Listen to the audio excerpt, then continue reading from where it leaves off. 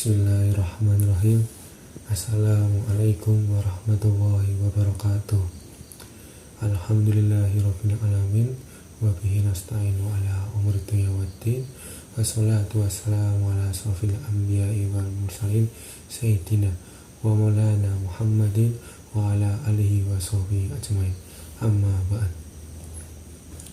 Alhamdulillahirabbil alamin. Pertama-tama kita panjatkan puja dan puji syukur kepada Allah Subhanahu wa taala yang telah melimpahkan rahmat, hidayah dan inayahnya kepada kita semua hingga saat ini. Yang kedua, tak lupa juga kita panjatkan sholawat serta salam kepada junjungan Nabi besar Nabi Muhammad SAW yang kita tunggu syafaatnya di akhir zaman. Tak lupa juga kepada Bapak dosen Bapak Najib Saifullah yang telah mengajar kita selama 1 semester. Semoga pelajaran atau ilmu bisa kita ambil baik buruknya. Baik kita ambil untuk kedepannya dan buruk bisa kita introspeksi untuk langkah selanjutnya. Di sini saya akan mempresentasikan kinerja saya tentang hari kiamat atau hari akhir. Apa itu hari akhir? Hari akhir adalah hancurnya semua alam semesta beserta isinya. Di sini saya akan mempresentasikan kinerja saya tentang hari kiamat atau hari akhir. Pengertian hari kiamat adalah hancurnya alam semesta secara total termasuk isinya dan berakhirnya kehidupan semua makhluk Allah Ta'ala. Adapun pengertian iman kepada hari akhir adalah percaya dengan penuh keyakinan bahwa hari akhir itu ada dan akan terjadi, serta adanya kehidupan yang kekal abadi di akhirat kelak. Lalu, hari kiamat itu dibagi menjadi 2. Yang pertama kiamat sugro, yaitu kiamat kecil, dan yang kedua kiamat kubro, yaitu kiamat besar. Kiamat sugro, menurut istilah kiamat sugro adalah datangnya kematian atau kerusakan bagi setiap makhluk hidup.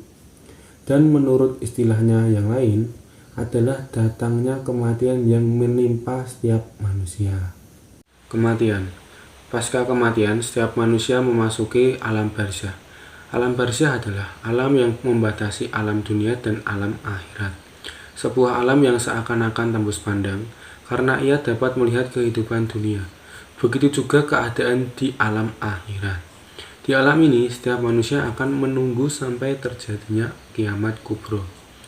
Di alam barzah atau di alam kubur ini, setiap manusia mendapatkan kejadian yang harus dihadapi, yaitu 1. Pertanyaan kubur. Beberapa pertanyaan yang akan diajukan oleh malaikat Mungkar dan Nakir antara lain tentang Rob, agama, nabi, imam, dan kiblatnya. Yang kedua, nikmat dan siksa kubur. Nikmat kubur diberikan kepada orang-orang yang baik amalnya. Sebaliknya, siksa kubur diperuntukkan bagi orang-orang zalim, munafik, kafir, dan musyrik. Yang kedua, kiamat kubro, yaitu kiamat besar.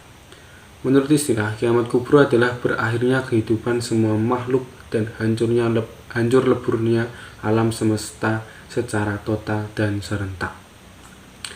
Kiamat ini menjadi peristiwa yang luar biasa, sangat hebat dan berat, menggegerkan serta menakutkan. Betapa tidak, malaikat Israfil meniup sangkakala, lalu bumi memuntahkan isi, gunung-gunung meletus, langit pecah, menggelegar, benda-benda bumi pun bertabrakan. Periode hari akhir. Setelah alam semesta hancur secara total dan kehidupan manusia berakhir, maka mulailah manusia menjalani tahapan kehidupan baru dan proses menuju alam baqo. Tahapan tersebut dapat dijelaskan sebagai berikut. Yang pertama, Yaumul Ba'ats. Yaumul Ba'ats adalah proses dibangkitkannya seluruh makhluk dari alam kuburnya. Yang kedua, Yaumul Hasr, yaitu alam mahsyar. Tahapan selanjutnya adalah yaumul hasyr, yaitu proses berkumpulnya manusia setelah dibangkitkan dari kuburnya. Yang ketiga, yaumul hisab. Allah Subhanahu wa taala memperlihatkan semua amalan untuk dihisab, baik amal baik maupun amal buruk. Setiap dosa yang dilakukan dihisab atau diperhitungkan dengan sangat teliti dan sangat dihitung dengan baik. Maka setiap manusia di alam mahsyar akan memperoleh buku catatan amal yang sudah dicatat malaikat raqib dan atid, yang berisi semua perbuatan dan perilaku manusia saat hidup di dunia. Yaumul mizan. Yaumul mizan yaitu timbangan yang adil tentang kebajikan dan keburukan setiap manusia. Amal setiap orang ditimbang dan tidak ada seorang pun yang diuntungkan atau dirugikan karena proses penimbangan itu. Asirat. Makna dari asirat yaitu jembatan yang membentang di antara dua tepi neraka menuju surga. Mudah atau sulitnya melewati asirat tergantung amal perbuatan setiap manusia, termasuk hasil timbangan yang diperolehnya. Rasulullah SAW bersabda, yang artinya, terbentanglah jembatan asirat itu di antara dua tepi neraka jahanam. Hadis riwayat Muslim. Yaumul fasl. Yaumul fasl adalah keputusan Allah SWT terhadap nasib orang-orang beriman dan orang-orang kafir di akhirat kelak, sehingga menjadi jelas manusia yang beruntung dan celaka. Dan yaumul jaza. Yaumul jaza adalah hari pembalasan atas segala amal manusia ketika hidup di dunia. Yang beramal baik mendapatkan balasan baik, yaitu surga, sedangkan yang beramal buruk mendapatkan balasan buruk, yaitu neraka. Kapan terjadinya kiamat?